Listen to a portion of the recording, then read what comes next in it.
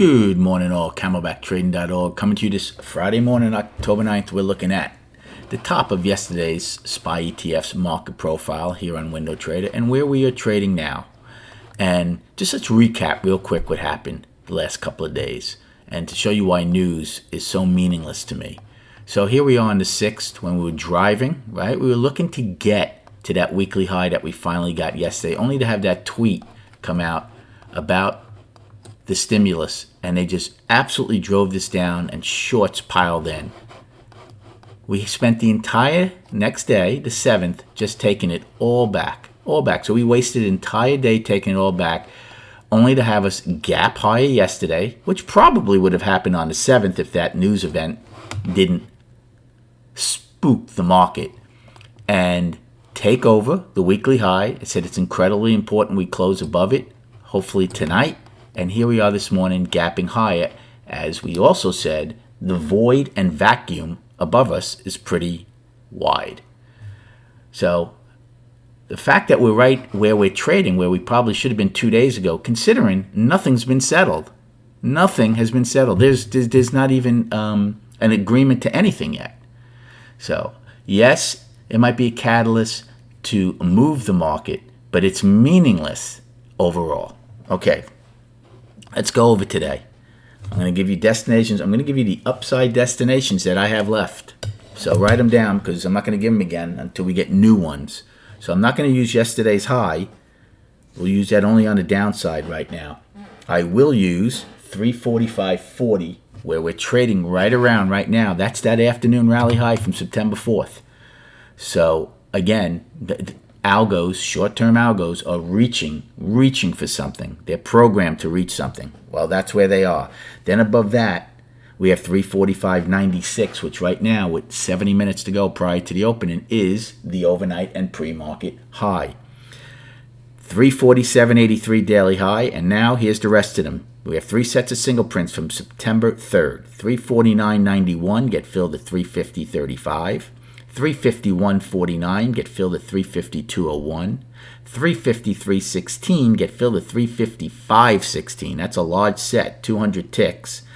356.38, that's the daily high from that day, and then 358.75, our monthly high and all-time high. For the downside, we're going to use yesterday's high now of 343.85 as our first destination. Then we have 343.72, which was the price probe, which is being firmly accepted right now.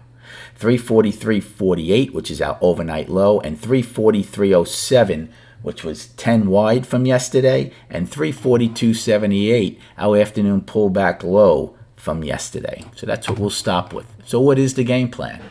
Well, again, gap rules apply when you put them in context. I'm certainly not going to be a seller up here, but with a gap of almost $2, I don't want to be a buyer. I'm going to let this market shake itself out, see if we get an inventory adjustment. If we get an inventory adjustment where I feel comfortable with my risk reward as a long, I will certainly be taking either a 343 or a 344 call this morning.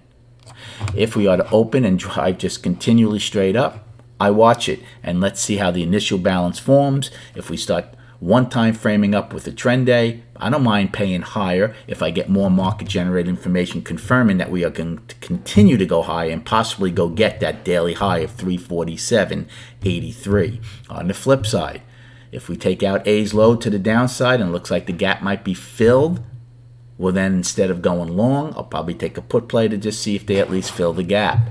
These are all very early calls that we're looking at this morning. Pre-market volume right now is extremely light at 316,000.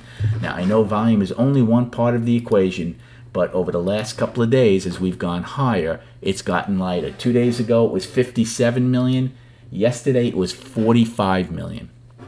So I do believe at some point the buyers are going to need another time frame to come in to give them a push, or the structure on the way up. Doesn't mean we can't get to the 350 level or even the all-time high, but the structure going up is going to be rather poor if they continue to do it this way with gaps and light volume. And then quickly on the charts, Again, we'll just show the weekly and the daily. So the weekly, the goal I said yesterday was to close above 343.06. Right now we're $2 above it. We still have all day to trade. So it remains to be seen if they're going to do that.